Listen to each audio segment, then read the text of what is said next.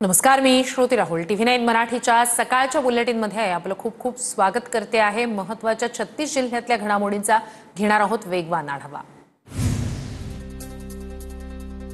ठाकरेंच्या शिवसेनेचे नेते आज राज्यपालांची भेट घेणार। राज्य मंत्रिमंडळातील कलंकित मंत्र्यांचे राजीनामे घेण्याची मागणी करणार। सकाळी 11:30 वाजता भेट घेणार।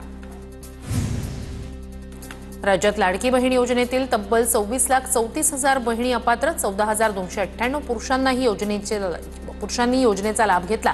अपात्र लाभार्थ्यांमुळे सरकारला 4,800 कोटींचा फटका। अपात्र ठरलेल्या अर्जदारांचा लाभ जून महिन्यापासून तात्पुरत्या स्वरूपात स्थगित। जिल्हाधिकाऱ्यांकडून शहानिशा करून पात्र उमेदवारांसाठी लाभ पुन्हा सुरू होईल। दोषींवर योग्य कारवाईचा निर्णय घेतला जाईल। अदिती तटकरेंचं ट्विट। पहलगाम हल्ला आणि ऑपरेशन सिंदूरवर संसदेत आजपासून चर्चा। राष्ट्रीय सुरक्षा परराष्ट्र धोरणावरून सत्ताधाऱ्यांना घेरण्याची विरोधकांची तयारी। ऑपरेशन सिंदूरवर आज 16 तास चर्चा चालणार। पंतप्रधान मोदी, संरक्षण मंत्री राजनाथ सिंह उपस्थित राहणार। खासदार सुप्रिया सुळे, श्रीकांत शिंदे चर्चेत सहभाग घेणार। कोकाटेंबाबत निर्णय घेतल्यावर जाहीर करणार। मंत्रिमंडळात कोण असावं कोण नसावं याचा अधिकार मुख्यमंत्र्यांना। उपमुख्यमंत्री अजित पवारांची प्रतिक्रिया। कृषी मंत्री माणिकराव कोकाटे आज उपमुख्यमंत्री अजित पवारांची भेट घेण्याची शक्यता। कोकाटेंचा राजीनामा की खाते बदल होणार? अजित पवारांच्या निर्णयाकडे सर्वांचं लक्ष। उद्धव ठाकरेंच्या वाढदिवसानिमित्त राज ठाकरे 6 वर्षांनी मातोश्रीवर। राज ठाकरेंनी उद्धव ठाकरेंची भेट घेत वाढदिवसाच्या दिल्या शुभेच्छा। राज ठाकरेंसह मनसेच्या अनेक नेत्यांचीही उपस्थिती। राज ठाकरेंकडून पुष्पगुच्छ देत उद्धव ठाकरेंना वाढदिवसाच्या शुभेच्छा। मातोश्री समोरील छोट्या व्यासपीठावर दोन्ही बंधूंची गळाभेट। शिवसैनिक आणि मनसैनिकांमध्ये आशेचा नवा किरण। राज ठाकरेंकडून बाळासाहेबांच्या खोलीत जात बाळासाहेबांच्या खुर्चीला प्रणाम। 2019 नंतर राज ठाकरे मातोश्रीवर। बाळासाहेबांच्या आठवणींना उजाळा। मातोश्रीवर उद्धव ठाकरे आणि राज ठाकरेंमध्ये अर्धा तास चर्चा। वाढदिवसानिमित्तानं शुभेच्छा देताना ठाकरे बंधूंकडून जुन्या आठवणींना उजाळा। उद्धव ठाकरेच शिवसेना पक्षप्रमुख, बाकीचे सगळे गट। शिवसेना पक्ष कुणी चोरला हे मराठी माणसाला माहिती। राज ठाकरेंच्या पोस्टवर राजू पाटील यांची प्रतिक्रिया। माझी प्रॉपर्टी जगजाहीर, घर जमीन लपून घेतलेलं नाही। माझ्या प्रॉपर्टीची 10 वेळा चौकशी करा। गिरीश महाजनांचं खडसेंना उत्तर। मंत्रिमंडळ फेरबदलाची चर्चा मागच्या वेळीही होती। शिंदे आमदार आणि मंत्र्यांच्या पाठीशी खंबीरपणे उभे। प्रकाश सुर्वे यांची प्रतिक्रिया। सरकार विरोधात मुद्दे मांडल्यानंच ईडीकडून चार्जशीट दाखल। कोकाटेंचा व्हिडिओ टाकताच माझ्यावर कारवाई। आमदार रोहित पवार यांची प्रतिक्रिया। मुंबई गोवा महामार्ग पुढच्या वर्षी पूर्ण झालेला असेल।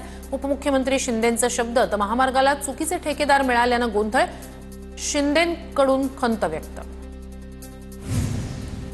भोंग्याच्या नावाखाली भजन आणि कीर्तनही बंद होणार। भोंगा बंद झाला तर कीर्तनही बंद होईल। आमदार जितेंद्र आव्हाड यांचं वक्तव्य। मुंबई विद्यापीठाच्या सर्व विभागांना शैक्षणिक आणि आर्थिक स्वायत्तता।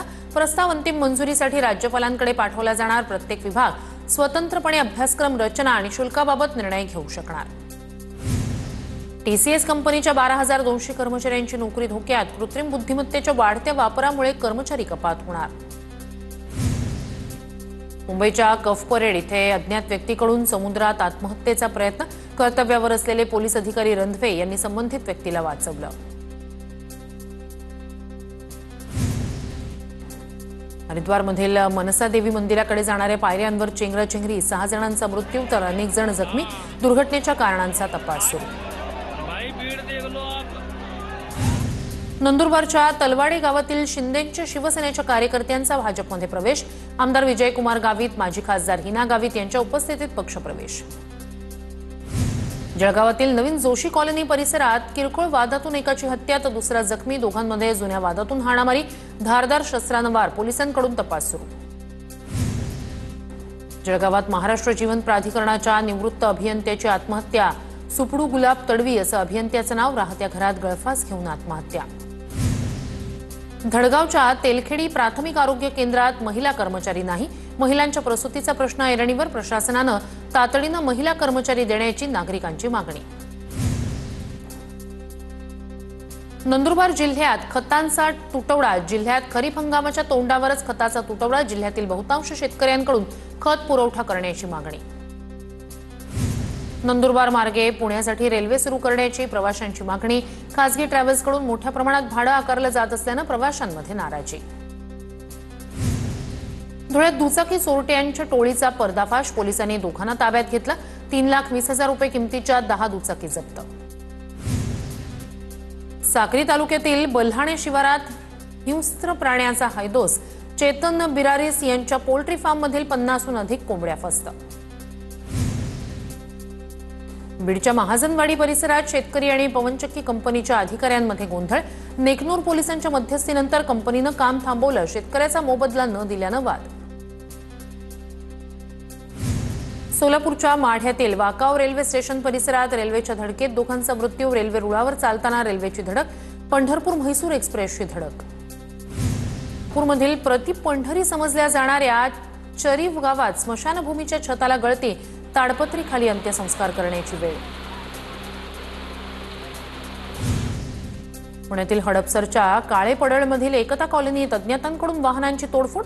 वाहनांच्या तोडफोडीचं सत्र सुरूच. पुण्यातील कायदा सुव्यवस्थेचा प्रश्न ऐरणीवर. परभणीत 3 दिवसापासून जोरदार पाऊस. जोरदार पावसामुळे नदी नाले तुडुंब भरले. जिल्ह्यातील प्रकल्पांमध्ये समाधानकारक पाणीसाठा उपलब्ध.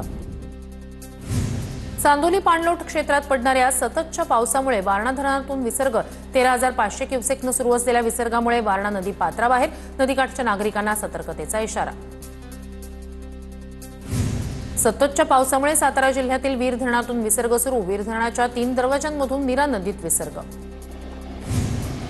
नांदेड जिल्ह्यातील अर्धापूर तालुक्यात मुसळधार पाऊस. मुसळधार पावसामुळे नदीकाठची पिकं वाहून गेली.